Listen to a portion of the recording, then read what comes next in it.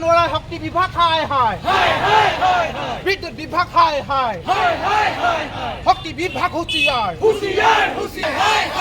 শিক্ষা বিভাগ হায় হায় সময়মতে বিদ্যুৎ যোগান ধৰিব নোৱাৰা শক্তি বিভাগ হায় হায় শক্তি বিভাগ হুঁচিয়াৰ প্ৰদৰ্শন ছাত্ৰ সন্থা জিন্দাবাদ বিজেপি চৰকাৰ হায় হায় প্ৰদৰ্শন ছাত্ৰ সন্থা জিন্দাবাদ প্ৰদৰ্শন ছাত্ৰ সন্থা জিন্দাবাদ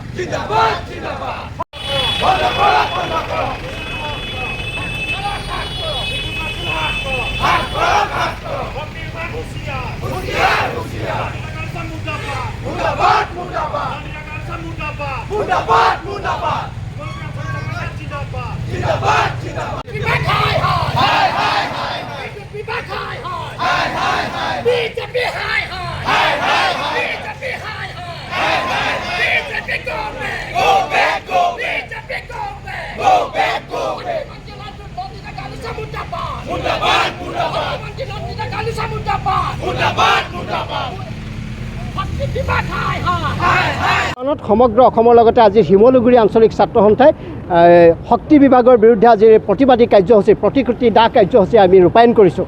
যিখন চৰকাৰে বিভিন্ন সময়ত সভা সমিতিবিলাকত আৰু ডাঙৰ ডাঙৰ বিজ্ঞাপন দি কয় যে এখন জনতাৰ চৰকাৰ, এখন জনসাধাৰণৰ হিতাৰ্থে কাম কৰা এখন চৰকাৰ, কিন্তু আজি অতি দুখেৰে আমি প্ৰতিবাদী কাৰ্যসূচী গ্ৰহণ কৰিবলগীয়া হৈছে। এইখন চৰকাৰে অকল কৰ সংগ্ৰহ কৰি অসমৰ জনগণৰ ওপৰত মাধমাৰ ঘূৰাইছে। আকাশলংঘী মূল্যবৃদ্ধি, অত্যাৱশ্যকীয় সামগ্ৰীৰ মূল্যবৃদ্ধি, শেহতীয়াকৈ বিদ্যুৎ মাচুলৰ মূল্য বৃদ্ধি কৰি অসমৰ জনগণৰ জনজীৱন স্তব্ধ কৰি ৰাখিছে। তেওঁলোকে সময়মতে দৈনিক কিমান বিদ্যুৎ দিব পাৰে তেওঁলোকৰ সেইটো বিষয় নহয়, তেওঁলোকে কেনেকৈ অসমৰ জনগণৰ পৰা বিদ্যুৎ মাচুল বৃদ্ধি কৰি কৰ সংগ্ৰহ কৰিব পাৰে তেওঁলোকৰ সেইটোৱে এতিয়া লক্ষ্য হৈছে।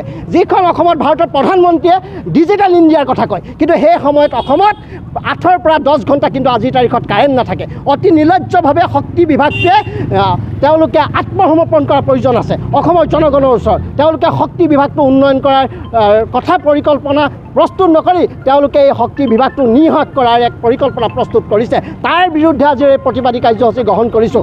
অসমৰ মুখ্যমন্ত্ৰীগৰাকীয়েও কয় যে আমি জনতাৰ চৰকাৰ, কিয় ৰাইজৰ ওপৰত তেওঁলোকে মূল্য বৃদ্ধি জাপি দি কৰ জাপি দি পেলাই অসমৰ জনগণক স্তব্ধ কৰি জনজীৱন স্তব্ধ কৰিবৰ কাৰণে তেওঁলোকে ব্যৱস্থা গ্ৰহণ কৰিছে। এই কথা কেতিয়াও আমি মানি নলওঁ। সদৌ অসম ছাত্ৰ সন্থা আৰু অসমৰ জনগণে সদায় ৰাইজৰ স্বাৰ্থত আমি কাম কৰি আহিছোঁ বা সংগ্ৰাম কৰি আহিছোঁ। যেতিয়ালৈকে আমাৰ প্ৰাপ্য তেওঁলোকে নিদিব তেতিয়ালৈকে অবিৰতভাৱে সদৌ অসম ছাত্ৰ সন্থাই অসম চৰকাৰৰ বিৰুদ্ধে, শক্তি বিভাগৰ বিৰুদ্ধে আমি প্ৰতিবাদী কাৰ্যসূচী ৰূপায়ণ কৰি যাবৰ কাৰণে আমি প্ৰস্তুত আছোঁ।